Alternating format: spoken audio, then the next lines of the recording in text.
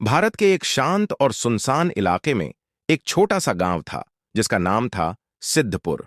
यह गांव चारों तरफ से घने जंगलों से घिरा हुआ था और यहाँ के लोग बेहद सीधे सादे और मेहनती थे। इस गांव की एक खास बात थी कि यहाँ हर रात एक अजीब सी घंटी बजती थी जिसका स्रोत आज तक कोई नहीं जान पाया था। गांव के बच्चे इस घंटी की आवाज से बेहद डरते थे और हर रात जब यह बजती वे अपने माता पिता के पास जाकर छुप जाते। गांव के बुजुर्ग कहते थे कि यह घंटी गांव की रक्षा करती है, लेकिन असलियत क्या थी यह कोई नहीं जानता था। एक दिन गांव के मुखिया राम प्रसाद ने तय किया कि वह इस रहस्यमयी घंटी की सच्चाई का पता लगाकर ही मानेगा। उसने गांव के सबसे बहादुर युवकों को इकट्ठा किया और जंगल की ओर चल पड़ा। राम प्रसाद और उसके साथी जब जंगल के गहरे हिस्से में पहुंचे तो उन्होंने देखा कि वहां एक पुराना और टूटा फूटा मंदिर था। मंदिर के अंदर एक प्राचीन घंटी लटकी हुई थी जो खुद ब खुद बज रही थी। राम प्रसाद ने अपने साथियों से कहा, हमें इस घंटी को बजने से रोकना होगा।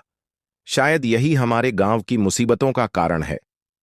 लेकिन जैसे ही उन्होंने घंटी को छूने की कोशिश की, एक तेज रोशनी फैली और राम प्रसाद और उसके साथी बेहोश हो गए। जब वे होश में आए तो उन्होंने खुद को गांव से दूर एक अजनबी जगह पर पाया। वहां कोई भी घर या लोग नहीं थे, सिर्फ एक बड़ा सा पेड़ खड़ा था।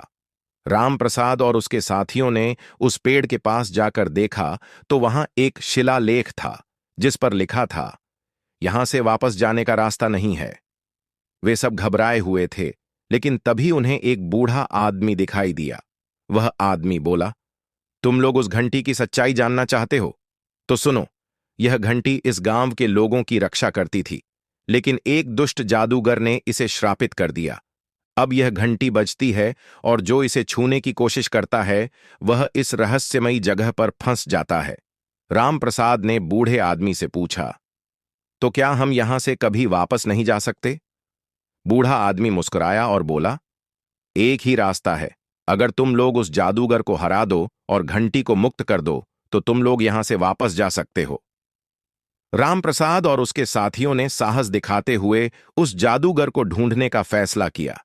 उन्होंने बूढ़े आदमी से जादूगर के ठिकाने का पता पूछा और उसकी ओर बढ़ चले। रास्ते में उन्हें कई अजीब और खौफनाक जीवों का सामना करना पड़ा, लेकिन उन्होंने हार नहीं मानी और आखिरकार उस जादूगर के किले तक पहुंच गए। वहां एक भयंकर लड़ाई छिड़ गई। जादूगर ने अपनी सारी ताकत और जादू का इस्तेमाल किया, लेकिन राम प्रसाद और उसके साथियों ने अपनी साहस और एकता से उसे हरा दिया। जैसे ही जादूगर मरा, घंटी का श्राप टूट गया और वे सब वापस अपने गांव आ गए।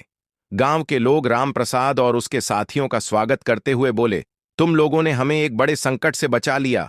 अब यह घंटी हमारे लिए सिर्फ एक साधारण घंटी है। राम प्रसाद मुस्कुराया और बोला, यह सब हमारी एकता और साहस का परिणाम है।